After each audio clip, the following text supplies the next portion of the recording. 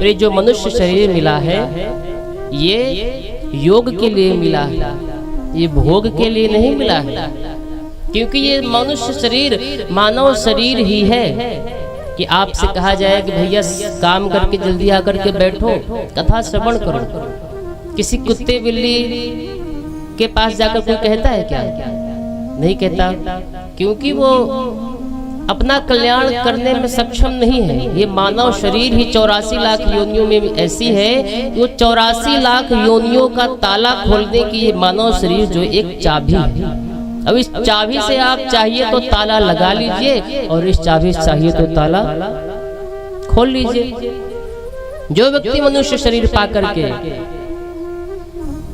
भगवान का चिंतन, भगवान का भजन नहीं करता, तो सुखदेव जी कहते हैं तरवह किम न जीवंती, क्या ये वृक्ष जीवित नहीं है?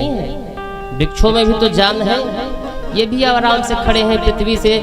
जब तक सक्षम नहीं है तब तक इनको जल देना पड़ता है, जब सक्षम हो जाते हैं तो ये अपने आप जल खींच लेते हैं।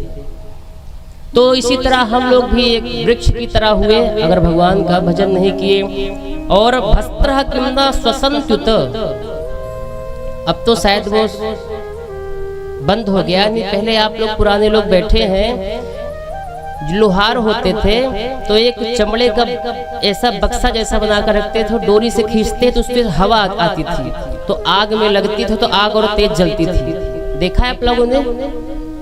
चमड़े का बॉक्स जैसा है तो उसको खींचते थे, वो ऐसे उसे हवा जा करके आग में पड़ती थी, आग और तेज जलती थी। तो अगर हम मानव शरीर पाकर के भगवान का भजन नहीं करते तो उसी तरह हमारा भी जीवन बस सांस लेते हुए मुर्दे के समान है। हम में और उनमें फर्क क्या है? न खादंती न मेहंती किम ग्राम पशुओं परे। भजन नहीं करते तो आप देखिए क्या कुत्ते बिल्ली वो भी खाते हैं, हम भी खाते हैं, वो भी सोते हैं, हम भी सोते हैं, उनके भी बाल बच्चे, हमारे भी बाल बच्चे, उनको भी डर लगता है, हमें भी डर लगता है। वो ऐसी एक चीज क्या है जो हमें पशु से भिन्न बनाती है? धर्मो ही तेषाम अधिको विशेषः, सिर्फ धर्म ही एक ऐसी चीज है जो हमें पशुओं से अलग बनाती है। अगर धर्म नहीं है, धर्म भ्रष्ट इंसान धर्मेण हीनः पशुभिः समानः, धर्म से अगर हीन है तो पशु के समान ही है। और ऐसे पशुओं की चार पशु प्रशंसा करते हैं। पहला पशु कौन? स्व। स्व मतलब होता है कुत्ता। कुत्ता देखता है जब हम लोग थोड़ी थोड़ी बात के लिए लड़ने लगते हैं तो कुत्ता देख करके प्रसन्न होता है, भले ये मनुष्य है पर ये हमारे जैसे ही भौं भौं भौं भौं भौं भौं लड़ते रहते हैं। दूसरा बिडबराह। बराह मतलब होता है सुअर।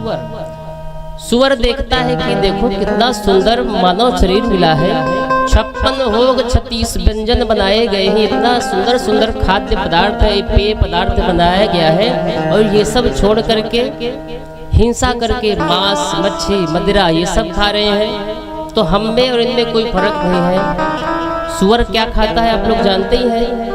तो सुअर प्रशंसा करता है कि वाह इनसे अच्छे तो हम ही किसी की हिंसा करके किसी को मार कर तो नहीं खाते। तीसरा खरई। खर मतलब होता है गधा। गधा गधा प्रशंसा करता है जब तक गधे के अंदर सामर्थ्य रहता है, शक्ति रहती है, तब तक धोबी उसको रखता है। बोझा ढोने में जब तक वो सक्षम है तभी तक धोबी रखेगा, नहीं तो बाहर निकाल देगा।